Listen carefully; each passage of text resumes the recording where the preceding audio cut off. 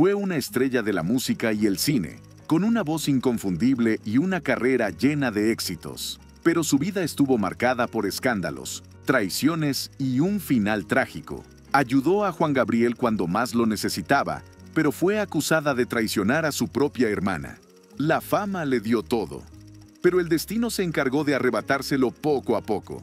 Terminó sus días sin poder caminar, sin poder hablar y sin poder despedirse de su hermana antes de su muerte.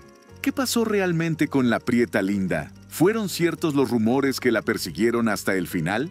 Hoy te contamos la verdad detrás de su historia. Desde muy pequeña, María Teresa Enríquez Jiménez sintió una conexión especial con la música, pero en su familia, como en muchas de la época, el camino del espectáculo no era bien visto, especialmente para una mujer. A pesar de las limitaciones, su espíritu rebelde y su amor por la música la llevaron a tomar riesgos desde muy joven. Con apenas 13 años, comenzó a escaparse por las noches de su casa para ir a la Plaza Garibaldi, un lugar icónico de la Ciudad de México donde los mariachis tocaban hasta el amanecer. Para una adolescente, este lugar podía ser intimidante. Hombres mayores, músicos de larga trayectoria y clientes que llegaban en busca de fiesta. Pero nada de eso la detuvo. Al principio, solo observaba. Veía cómo los músicos improvisaban, cómo se ganaban la vida cantando y, sobre todo, cómo la gente se emocionaba con cada interpretación. En una de esas noches, finalmente reunió el valor para acercarse y pedir que la dejaran cantar. Los mariachis, escépticos, la miraron de arriba abajo. Una niña queriendo cantar con ellos no era algo común. Pero cuando abrió la boca y su voz resonó en la plaza, el silencio se hizo presente. Su potencia vocal y su afinación sorprendieron a todos. De inmediato, le permitieron acompañarlos en los coros, pero ella quería más. Poco a poco, con perseverancia, se fue ganando un espacio. La Plaza Garibaldi se convirtió en su escuela, en su hogar musical. Ahí aprendió a controlar su voz, a interpretar con pasión y a enfrentarse a un público real. Pero lo hacía a escondidas. Si su familia descubría sus escapadas nocturnas, las consecuencias serían graves. Sin embargo, la música ya era parte de su destino. Su talento llamó la atención de otros músicos y pronto recibió su primera gran oportunidad: cantar junto a su hermana Flor Silvestre. Flor Silvestre, cuyo nombre real era Guillermina Jiménez Chaboya, ya tenía un camino hecho en la música ranchera cuando su hermana menor comenzó a hacerse notar. Su voz dulce y su presencia en el escenario la habían convertido en una de las cantantes más queridas del género. Fue entonces cuando nació la idea de formar un dueto: Las Flores.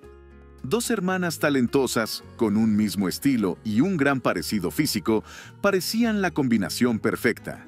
Al público le encantaba verlas juntas, y su armonía vocal era impecable. Sin embargo, había un problema. Aunque su hermana era una estrella en ascenso, María Teresa no quería vivir a su sombra.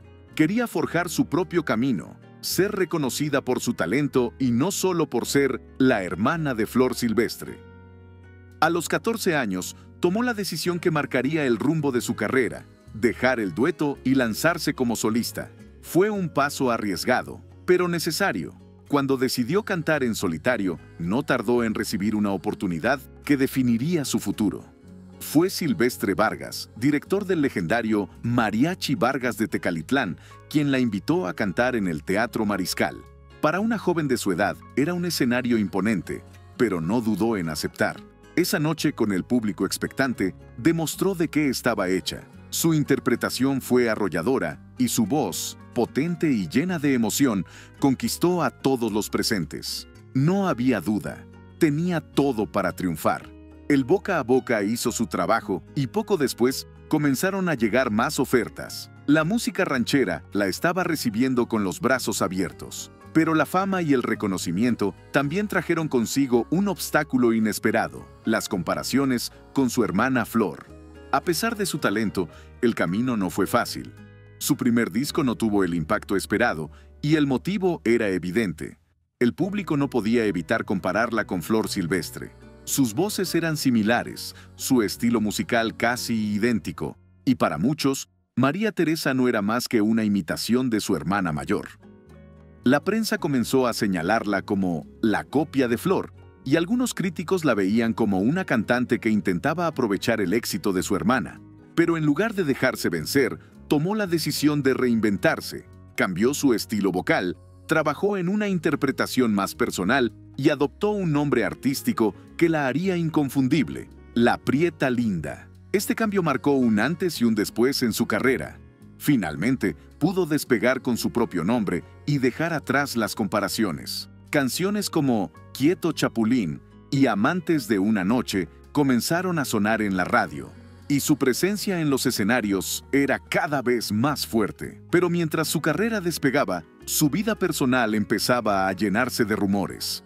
Y uno de ellos la marcaría para siempre. Mientras su carrera musical alcanzaba nuevas alturas, en su vida personal comenzaban a surgir rumores que ensombrecerían su relación con Flor Silvestre para siempre.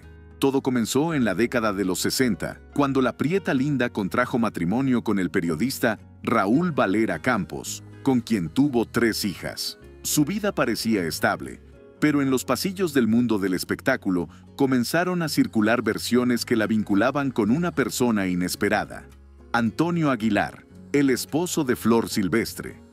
El escándalo no tardó en explotar. Se decía que cuando Flor debía ausentarse por meses debido a sus giras, su hermana pasaba demasiado tiempo con su cuñado y sus sobrinos. Las miradas cómplices, los viajes en los que coincidían y la constante cercanía levantaron sospechas. Aunque nunca hubo pruebas contundentes, las habladurías no se detuvieron. La prensa de la época insinuaba que la relación entre la Prieta Linda y Antonio Aguilar iba más allá de una simple amistad. Y lo más grave, su propia hermana también tenía dudas. Flor Silvestre nunca habló públicamente del tema, pero quienes la conocieron aseguran que siempre tuvo una espina clavada. Aunque siguieron frecuentándose en eventos familiares, la relación entre las hermanas jamás volvió a ser la misma. Y mientras el escándalo la rodeaba, en su camino apareció alguien que cambiaría su vida para siempre: Juan Gabriel. Corría la década de los 70, y un joven con un talento descomunal luchaba por sobrevivir en la industria musical. Su nombre real era Alberto Aguilera Valadez, pero el mundo lo conocería como Juan Gabriel. Sin embargo, en ese momento, su destino parecía estar marcado por la desgracia. Había sido encarcelado en el temido Palacio de Lecumberri, una de las prisiones más peligrosas de México. Las acusaciones en su contra eran graves. Se le señalaba de haber robado joyas y ropa a una amiga, pero quienes lo conocían aseguraban que se trataba de una injusticia. Ahí, dentro de esas frías paredes, donde los abusos y la violencia eran el pan de cada día, Juan Gabriel se enfrentaba a la peor pesadilla de su vida. Fue en ese contexto cuando la Prieta Linda entró en su historia. Durante una visita al penal, conoció a aquel joven de rostro melancólico y voz celestial. Algo en él la conmovió profundamente. Después de escucharlo cantar, supo de inmediato que ese chico tenía algo especial. No podía permitir que su talento se desperdiciara en la cárcel.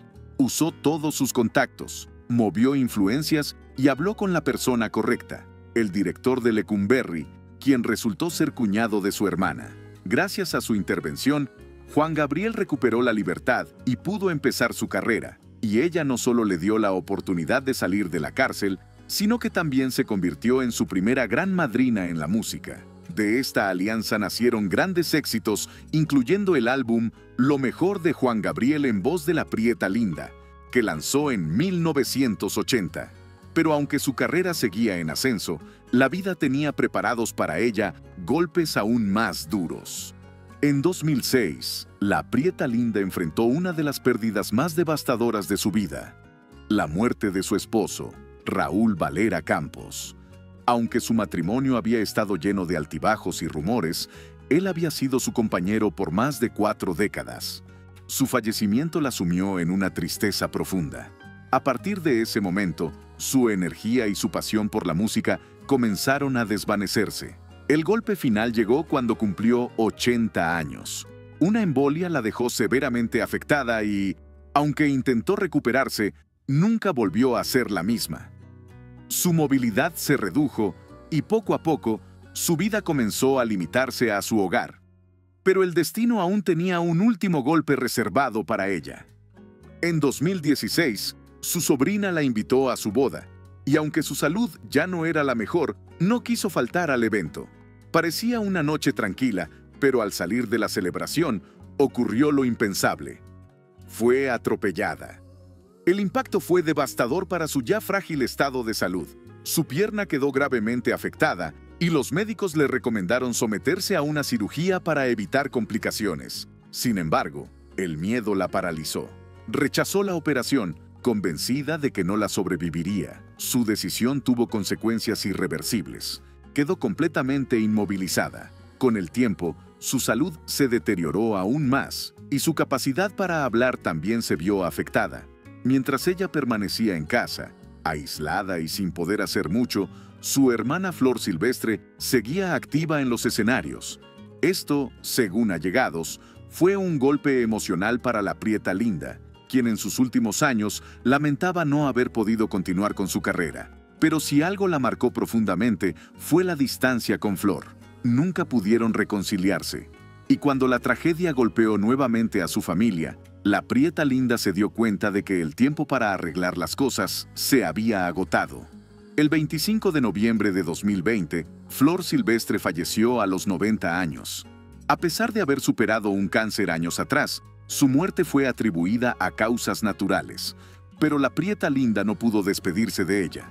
Su frágil estado de salud le impedía moverse y además, el país estaba en plena pandemia. El confinamiento la obligó a quedarse en casa mientras su hermana era sepultada.